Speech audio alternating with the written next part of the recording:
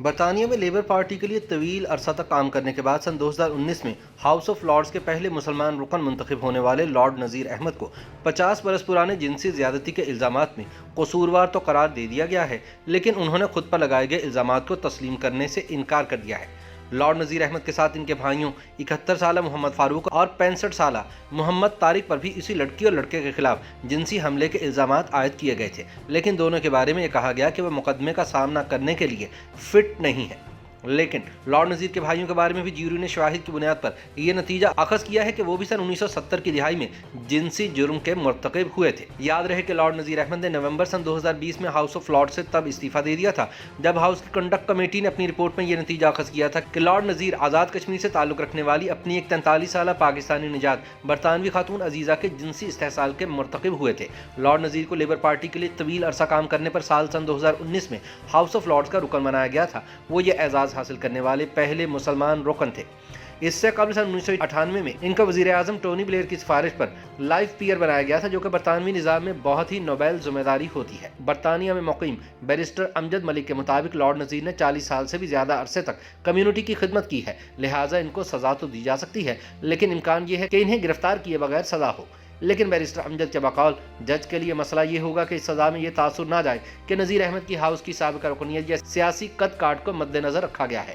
Barrister امجد کہتے ہیں کہ قانون اور آئین کے سامنے سر تسلیم خم ہے، کوئی بھی برطانوی پاکستانی شخص کسی بھی جرم کی حمایت نہیں کر سکتا۔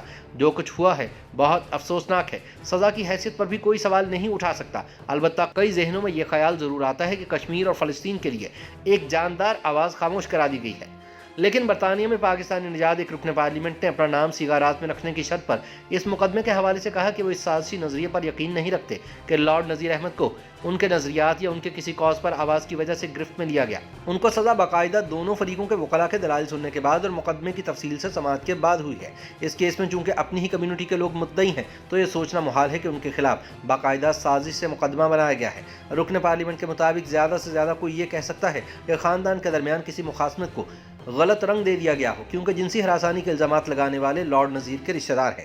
انہوں نے کہا کہ مغربی معاشرے میں اس طرح کے جرائم بہت حساس سمجھے جاتے ہیں اور اسی لیے ایک برطانوی شاہی خاندان کے رکن کو بھی امریکہ میں جنسی ہراسانی کے مقدمے کا سامنا ہے۔